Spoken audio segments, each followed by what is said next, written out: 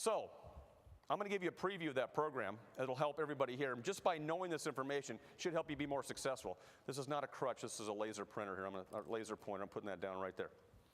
Don't let me forget that.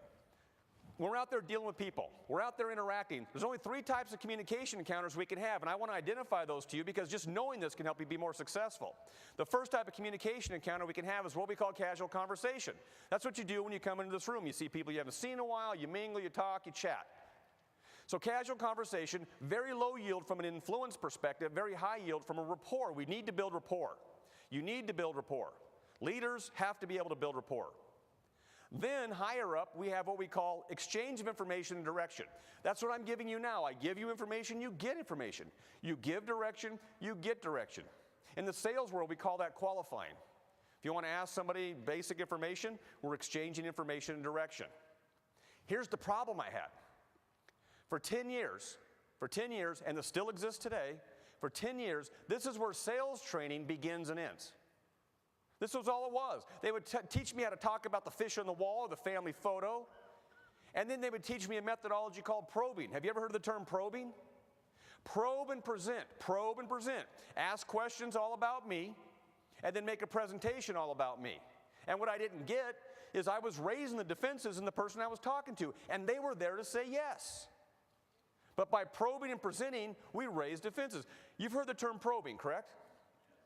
Go Google the word probe.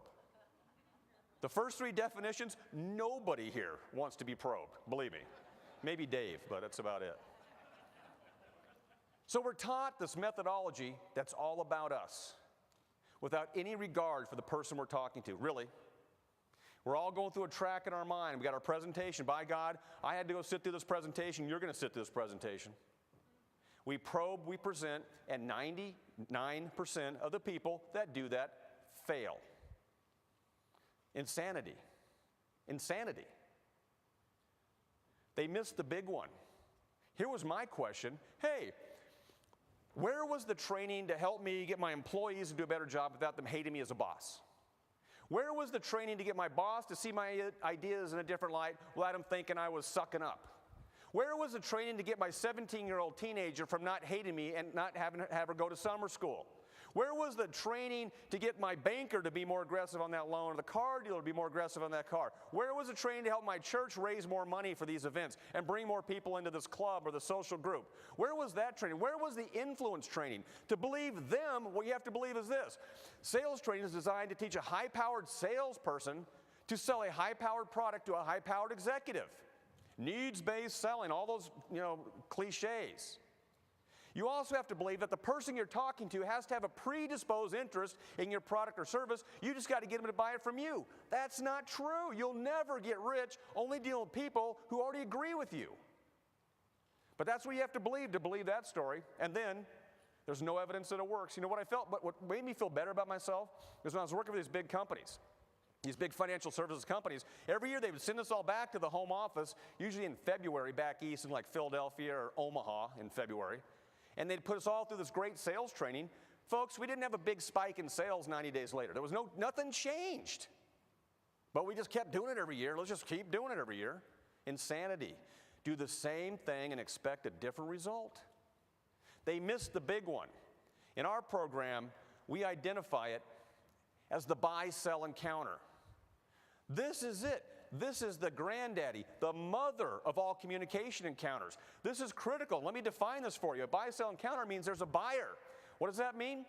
If you're being asked to make a decision in any capacity, no matter how big or small, if someone's asking you to make a decision, you're a buyer. There's also a seller. So if you're asking somebody to make a decision, no matter how big or small, in any aspect of a life, you're the seller. So now you understand the definition. Here's the key. What makes it a buy-sell encounter is a decision is made at that moment every single time. A decision is made every single time. I was doing a workshop a few months ago, and a guy goes, "No, Don, I was in a buy-sell encounter. There was no decision made." I go, "What do you mean?" He goes, "Well, the guy had to go home and think about it." A decision was made, sir. You went in as the seller. You left as the buyer, and guess what? You bought the lie. They didn't have to go home and think about it. You had them and you lost them. You had them and you lost them. A decision is made every single time. Why is this communication counter so important? Folks, this is where it happens. This is a tangible moment where you get somebody to say yes, where you can get somebody to say yes to something. You can influence their decision to yes. You can influence their decision to yes. And I'm going to stop and define influence as it applies to my program.